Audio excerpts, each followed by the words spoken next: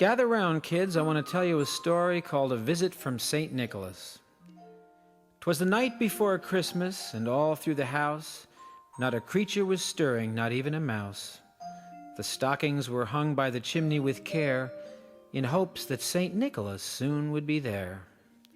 The children were nestled all snug in their beds, while visions of sugar plums danced in their heads. And Mama in her kerchief, and I in my cap, had just settled our brains for a long winter's nap.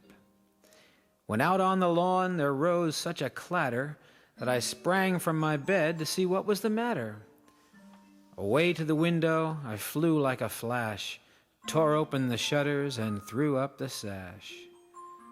The moon on the breast of the new-fallen snow gave a luster of midday to the objects below, when what to my wondering eyes should appear but a miniature sleigh and 8 tiny reindeer.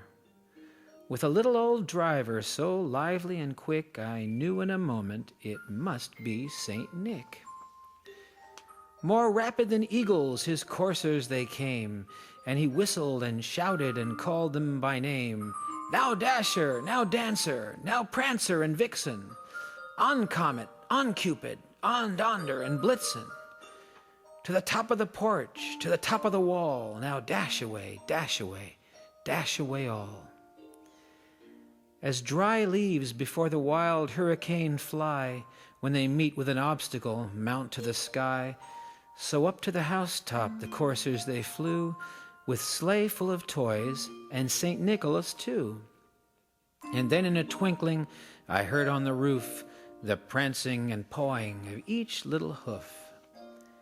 As I drew in my head and was turning around, down the chimney St. Nicholas came with a bound.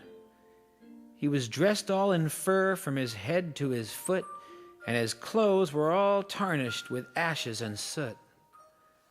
A bundle of toys he had flung on his back, and he looked like a peddler just opening his pack. His eyes, how they twinkled, his dimples, how merry. His cheeks were like roses, his nose like a cherry. His droll little mouth was drawn up like a bow, and the beard on his chin was as white as the snow.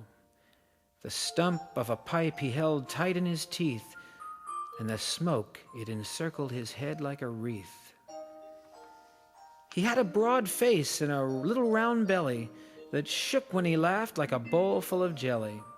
He was chubby and plump, a right jolly old elf, and I laughed when I saw him in spite of myself. A wink of his eye and a twist of his head soon gave me to know I had nothing to dread. He spoke not a word, but went straight to his work and filled all the stockings, and then turned with a jerk, and laying his finger aside of his nose and giving a nod, up the chimney he rose. He sprang to his sleigh, to his team gave a whistle, and away they all flew like the down of a thistle. But I heard him exclaim ere he drove out of sight, "Merry Christmas to all, and to all a good night."